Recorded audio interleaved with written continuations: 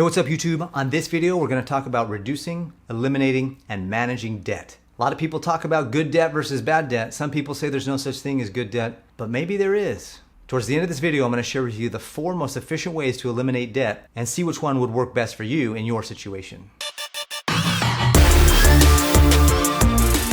My name is Paris Clough, and this is Financial Self-Reliance. On this channel, we talk about the mindsets and the skill sets of the wealthy so that you can learn how to manage, protect, and grow your assets. If that sounds like the kind of channel and a kind of community you want to be a part of, go ahead and click like and subscribe so that you don't miss any of the videos that I produce. All right, there's the age-old debate. Is there such thing as good debt, or is all debt bad debt? I'm going to share with you what I've learned over 20 years as a financial services professional working with hundreds of clients to help them get out of debt as fast as possible.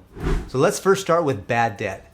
We all know what bad debt is. Bad debt is that consumer debt. It's debt that you have no idea what you bought with it. You have this monthly payment going out every month and you're like, what did I buy? What did I do? Why do I have this debt still? That's bad debt. If you don't have anything backing it up, if you don't have anything to show for it, or if what you have to show for it is no longer of value that you could sell it to pay that debt off, that's bad debt. Another form of bad debt is the money you borrowed from Vinny in the back alley. So let's talk a little bit about good debt and what that really means. Good debt is debt that's actually secured by something that you could resell or sell for value to be able to pay off the full debt or most of it, for example, and you need to buy a car and you don't have the cash, so you get a loan. That loan is a secured loan. It's a secured debt. Now, nobody wants to be in debt or owe anybody something, but if you have a car and you have a car loan, that car loan is what's called an installment debt or a secured debt. That is okay to have and okay to manage.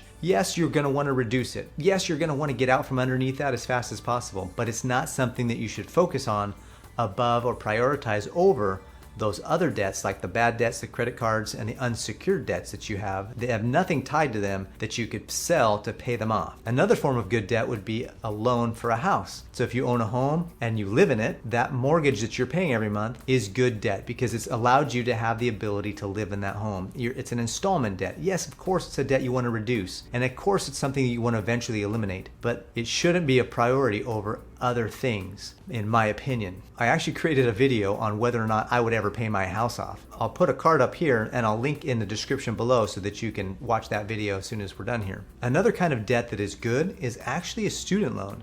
Imagine the skills that you learn to become a student. Now, student loans aren't requisite. You could actually go to school and you could actually learn some great skills. In fact, many people don't even think that going to school is that important anymore because you can learn so many things with YouTube and other things. You can actually learn how to code, you can learn how to run a whole business and have a whole career without even actually getting a degree at school. And many people actually get a degree only to find out they can't get a job in their degree, so they end up starting a business or doing something anyways, and they end up having all this student loan to pay for. So the reality is that sometimes student loans can be appropriate because you're learning a skill, you're investing in yourself, and then you're gonna pay that money back once you have that skill set. Now, excessive student loans, that's where you get into bad debt potential, but as long as you're being wise and you're learning a skill set that's actually going to be sufficient to pay back that loan in the future, that's actually a good debt that you could then use to manage and reduce and eliminate over time. It's something that you're investing in your future for. Anytime you're using a debt to invest, it becomes what's called a liability. And liabilities are actually part of a financial statement. Now, your financial statement would have liabilities and it would have assets. And assets are the things that your skill sets, they're the things that you own. An asset could be a rental property or a business. Assets could be dividend paying stocks or stocks. Assets could be things that bring you value, bring you money. Things that you can sell in order to pay back the loan can be considered assets. There's a kind of a debate on whether or not your personal residence is an asset or not. So my house isn't really an asset to me because I'm paying it, so it's a liability. Technically, it goes on the balance sheet as an asset, but it's really not producing an income for you. But at the end of the day, I could sell my house and pay off my mortgage completely. So if your assets or everything that you own is greater than everything that you owe, you have a positive net worth. And technically, you could be out of debt because all you'd have to do is sell everything that you own and pay off everything that you owe. If you have a positive net worth, but you still have some debts that are actual liabilities, that's okay because your assets far outweigh your liabilities. Now, where you have a bad situation is when you have more money that you owe, and if you sold everything that you owned Could you pay that off? If you can't answer yes to that, then you're in a negative net worth, and that's a bad situation to be in. A lot of times when I sit down with somebody and I meet with them for the first time, they'll tell me, Paris, I have all these situations, all these particular problems with my finances. I need help. One of the first things that I do is I go into a deep dive on what they're doing right now. I take a look at what their habits are and what they've been doing with their money up to this point in their life. And then I try to share with them ways that we can reform some of the habits that they've had into better habits that will serve them going forward. I've actually created a free 30-day challenge. And in this challenge, I go through all of the steps that I take my brand new clients through. In fact, often I hear the words, Paris, I just don't have any money. What can I do to get out of debt? I don't see a light at the end of the tunnel. If you feel like that's you with your debts, then take my 30-day challenge. I promise you that you'll find money and free up money so that you can use that money to your advantage to get out of debt and to invest in your future. I have some pretty amazing testimonials and some pretty amazing stories about people that I've been able to help go from a negative cash flow to a positive cash flow, and then from a negative net worth to a positive net worth. It really is worth it, and it's free. You have nothing to lose. Now I'd like to share with you the 4 most efficient ways to get out of debt so that you can pick which one or which ones will work the best in your current situation. If you're in debt currently and you'd like to get out of debt, or you'd like to know how to get out of debt more efficiently, go ahead and click the like button because that will help you get out of debt faster.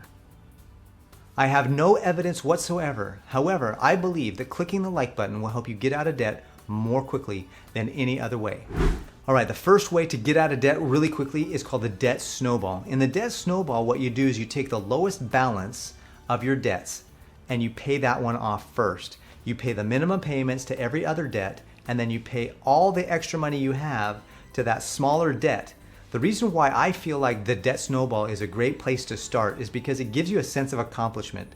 Once you have that first debt paid for and paid off, you feel good. You start to get that feeling of, man, I want to do this again. I want to have another one. It's like eating a potato chip. You can't just eat one. You have to eat more than one. And that's why I highly recommend the debt snowball to start. After you get into a few debts, as you start to get balances that are about the same, then I would move into what's called the debt avalanche. The debt avalanche is where you take the debt with the highest interest rate and you pay that one off first. Pay the lowest minimum payment to all of the other debts you have and just focus in on that one debt with the highest interest rate. And the debt avalanche helps you get rid of the highest interest rate that's compounding and charging you more and more interest, and you can pay that off quickly, and then you take that money and you move it to the next debt. That's the debt avalanche compared to the debt snowball. Now the third way for you to get out of debt more quickly is called the cash flow index method. And this is really powerful because what you do is you take the total dollar amount of your debt and you divide it by the minimum monthly payment.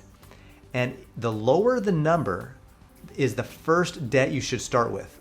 So let's say, for example, you have a $5,000 debt and you have a $200 a month payment on that $5,000 debt. And let's say you have another debt that's $5,000 and your payment is only $50 a month.